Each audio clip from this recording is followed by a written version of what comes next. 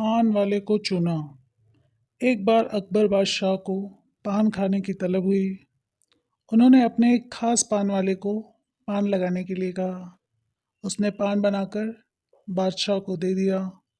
बादशाह ने चुपचाप पान खाया और उस पान वाले को अगले दिन आधा किलो चूना लेकर दरबार में आने को कहा।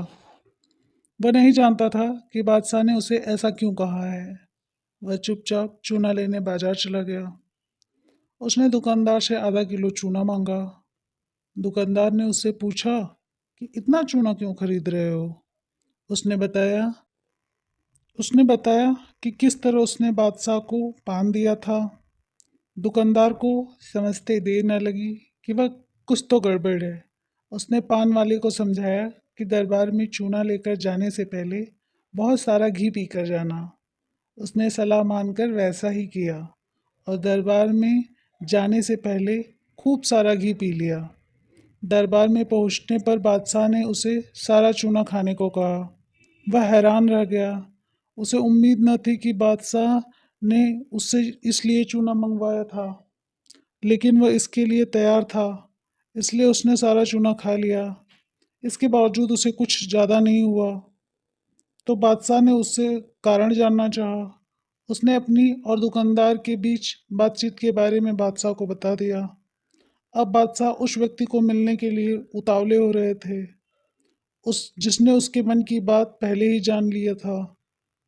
बादशाह ने हुक्म दिया, उस दुकानदार को अगले दिन दरबार में हाजिर किया जाए।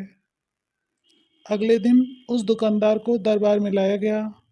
बादशाह ने उससे पूछा कि वह उसके मन की बात कैसे समझ गया। तब दुकानदार ने कहा, हुजूर, जब यह आदमी मेरे पास चूना खरीदने आया तो मैंने इससे पूछा कि इतने चूने का क्या करोगे। तब मुझे इसने बताया कि इसने आपको पान बनाकर खिलाया था, फिर आपने उसे चूना लाने का हुक्म दिया। तब मुझे समझते देर ना लगी कि ज़रूर गलती से इसने पान में थोड़ा चूना ज़्यादा लगा दिया था, जिससे बादशाह के मुंह में छाले हो गए होंगे, और इसीलिए इसका एहसास करवाने के लिए आपने इससे चूना मंगाया। मैंने इसे सलाह दी कि दरबार में जाने से पहले घी पीकर जाना, जिससे अगर तुम्हें चूना खाना भी पड़े तो असर कम हो जाएगा। यह दुकानदार कोई और नहीं, बीरबल ही थे। कहानी अच्छी लगी हो तो चैनल को लाइक और सब्सक्राइब करना ना भूलें।